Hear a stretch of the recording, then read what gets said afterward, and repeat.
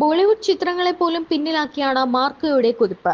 34 ഷോകളിൽ ആരംഭിച്ച സിനിമ 2 ആഴ്ച കൊണ്ട് 1327 സ്ക്രീനുകളിലായി 3000-ൽ അധികം ഷോകളിലേക്ക് വർദ്ധിപ്പിച്ചിരിക്കുകയാണ്. ഇതിനു പുറമെ വിദേശ രാജ്യങ്ങളിലും ചിത്രം മികച്ച രീതിയിൽ സ്വീകരിക്കപ്പെടുകയാണ്.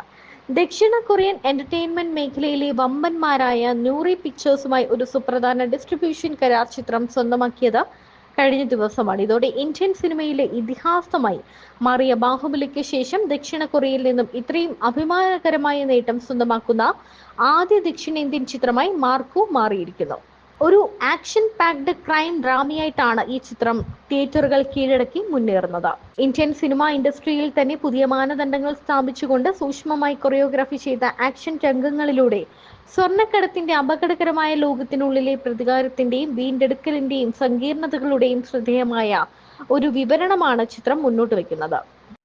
ഉണ്ണിമുകുന്ദനോടൊപ്പം സിദ്ദിഖ്, ജഗദീഷ്, ആൻസൺ പോൾ, കബീർ ദുഹാൻ സിംഗ്, അഭിമന്യു തിലകൻ, യുക്തി തരേജ തുടങ്ങിയവരും ഒട്ടേറെ ബോളിവുഡ് താരങ്ങളും പുതുമുഖ താരങ്ങളും അണിനിരക്കുന്ന ചിത്രം മലയാളത്തിലെ തന്നെ ഏറ്റവും വലിയ മാസി വയലൻസ് ചിത്രം എന്ന ലേബലോടെയാണ് എത്തിയത്.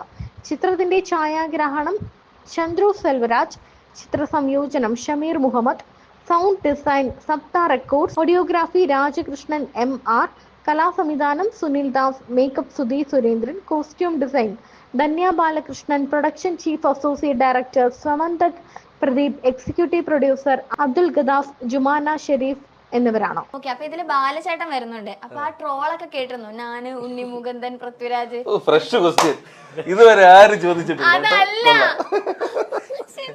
ഞാൻ കേട്ടില്ല. ശരി പറ.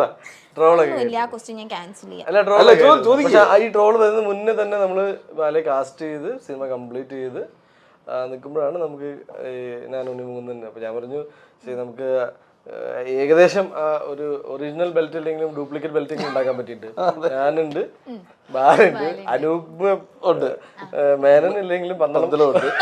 അതെ അതെ അതെ. അങ്ങനെ ഞങ്ങൾ ഒരു ബെൽറ്റ് പാർവതി ചോദിക്കുക, നല്ല സൂപ്പർ സിനിമ ഉറപ്പായി ഹിറ്റാവും. ഞാൻ ഈ കഥ പറഞ്ഞു കഴിഞ്ഞിട്ട് ബാലചേട്ടനെ വിളിച്ചു. ചേട്ടാ എങ്ങനെയുണ്ട് സംഭവം? കഥ പറഞ്ഞ് ഞാൻ നിൽക്കുക. ഞാൻ ചേട്ടാ എന്താ മിണ്ടാതിരിക്കുന്ന ചേട്ടാ? അനൂപ്, ഞാനൊരു രാശി പറയാം. ഒരു പ്രഡിക്ഷനാണ്. ഇത് സൂപ്പർ ഹിറ്റ് ആവും. ഇത് ഉണ്ണി മുകുന്ദന്റെ കരിയറിലെ ബെസ്റ്റ് സിനിമയാവും.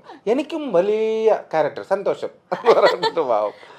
നല്ല പെർഫോമൻസ് സൂപ്പറായിട്ട് ചെയ്തിട്ടുണ്ട്. അടിപൊളിയാണ്. എല്ലാവരും നാട്ടിലുള്ള ഒരുപാട് കഥാപാത്രങ്ങൾ, പോസ്റ്റേഴ്സ് ഒക്കെ വരുന്നുണ്ട്. വിപിൻ അഭിനയിച്ചിട്ടുണ്ട്, സനീഫ് അഭിനയിച്ചിട്ടുണ്ട്. അതെ അതെ അതെ. ഇവർ രണ്ടുപേരും അഭിനയിച്ചിട്ടുണ്ട്. സൂപ്പർ താരങ്ങൾ ഒന്നിക്കുന്ന സിനിമകളാണ്. ഓക്കെ, ഉണ്ണിച്ചേട്ടൻ കൂടുതലും കുറെ ആക്ഷൻ സിനിമ, ഞാൻ ഏതോ ഇന്റർവ്യൂവിൽ കേട്ടു, ആക്ഷൻ സിനിമകൾ ചെയ്യുന്നത് കൊണ്ട് അതിൽ നിന്ന് മാറി കുറച്ചും കൂടെ ഒന്ന് സിനിമ ഫീൽഡ് എക്സ്പീരിയൻസ് ചെയ്യാനാണ് കുറച്ചുകൂടെ നല്ല ഫീൽ ഗുഡ് സിനിമകൾ എടുത്ത് തുടങ്ങിയത്, ഒരു ബ്രേക്ക് എടുത്തിട്ട്. ഇപ്പൊ ആ ഒരു ഇതെങ്ങനെയുണ്ട് ഫീൽ ഗുഡ് സിനിമകൾ എടുത്ത് തുടങ്ങിയിട്ടുള്ളത്?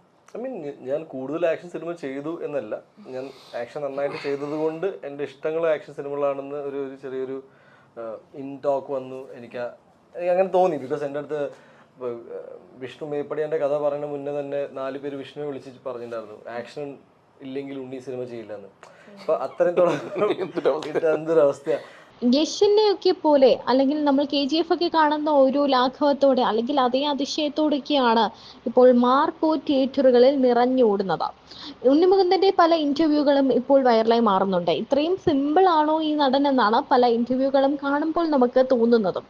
മാർക്കോ 100 കോടി ക്ലബിൽ ഇടം പിടിച്ചിരിക്കുകയാണ്. ആ സന്തോഷം പങ്കിട്ട് നടൻ ഉണ്ണി മുകുന്ദൻ രംഗത്തെത്തുകയും ചെയ്തിട്ടുണ്ട്. കഴിഞ്ഞ കുറച്ചു വർഷമായി ഫാമിലി സിനിമകൾ മാത്രമാണ് ചെയ്തിരുന്നത് എന്നും അതിനൊരു ചേഞ്ച് ആയിരുന്നു മാർക്കോ എന്നും ഉണ്ണി മുകുന്ദൻ പറയുന്നു. മാർക്കോയ്ക്ക് 4ാം ഭാഗവും ഉണ്ടായേക്കാമെന്നും ഉണ്ണി മുകുന്ദൻ പറഞ്ഞു. ഒരുപാട് സന്തോഷം, ഒരുപാട് എഫേർട്ട് എടുത്ത് ചെയ്ത സിനിമയാണ് മാർക്കോ. കഴിഞ്ഞ 5-6 വർഷങ്ങളായിട്ട് ആക്ഷൻ സിനിമകൾ വേണ്ട, ഫാമിലി സിനിമകൾ ചെയ്ത് മുന്നോട്ട് പോവുകയായിരുന്നു. മാളികപ്പുറത്തിന്റെ സമയത്താണ് ഹനീഫ് മാർക്കോയെ കുറിച്ച് പറയുന്നത്. പിന്നീട് അത് മുന്നോട്ട് പോയി. നമ്മൾ ആഗ്രഹിച്ചതുപോലെ സിനിമ എടുക്കാൻ പറ്റി. മാർക്കോ ഹിറ്റ് അടിക്കുമെന്ന് ഉറപ്പായിരുന്നു. മലയാളത്തിൽ ഇതുവരെ നടന്മാർ ചെയ്യാത്ത ആക്ഷൻസ് ചെയ്യാൻ താൻ റെഡിയായിരുന്നു. പിന്നെ മിനിമം ഗ്യാരണ്ടി കഥയുമുണ്ട്. അതുകൊണ്ട് ഹിറ്റ് അടിക്കുമെന്ന് പ്രതീക്ഷിച്ചു. പക്ഷെ ഇത്രയും വലിയ ഹിറ്റാകുമെന്ന് ഒരിക്കലും പ്രതീക്ഷിച്ചില്ല എന്ന് ഉണ്ണി മുകുന്ദൻ പറയുന്നു. ഒരു ദിവസം മലയാളത്തെക്കാൾ കൂടുതൽ കളക്ഷൻ ഹിന്ദിയിൽ നിന്നും കിട്ടി എന്നാണ് ഉണ്ണി മുകുന്ദൻ പറയുന്നത്. മാർക്കോ 2 ഉണ്ടാകും, ചിലപ്പോൾ തേർഡ് പാർട്ടും ഉണ്ടാകും. തന്റെ മനസ്സ് പറയുന്നു മാർക്കോ 4ാം ഭാഗവും ഉണ്ടാകും എന്നാണ് ഉണ്ണി മുകുന്ദൻ പറയുന്നത്. അതുവരെ നമ്മൾ പോകും, ബാക്കി നമ്മുടെ ആരോഗ്യം പോലെ എന്നാണ് ഉണ്ണി മുകുന്ദൻ പറയുന്നത്.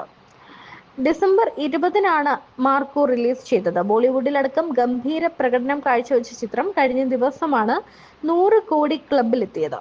സഞ്ജു ലക്ഷ്മി എന്ന് പറയുന്ന ചാനലുണ്ടല്ലോ, സഞ്ജു ലക്ഷ്മി, അതിൽ ലക്ഷ്മിനെ വിളിക്കുകയാണ്. അപ്പം ഞാൻ ഈ കാര്യം വിട്ടുപോയിട്ട് ഇപ്പം പിന്നെ കഥയും ഡയറക്ടറുമായിട്ട് അന്ന് ഫോട്ടോയും കാണിച്ച് നമ്മളെല്ലാം ഓക്കെ പറഞ്ഞില്ലേ, വിളിച്ചു കഴിഞ്ഞിട്ട് ചേട്ടാ ഓക്കെ ഏട്ടാ എന്ന് പറഞ്ഞ് വെച്ചു.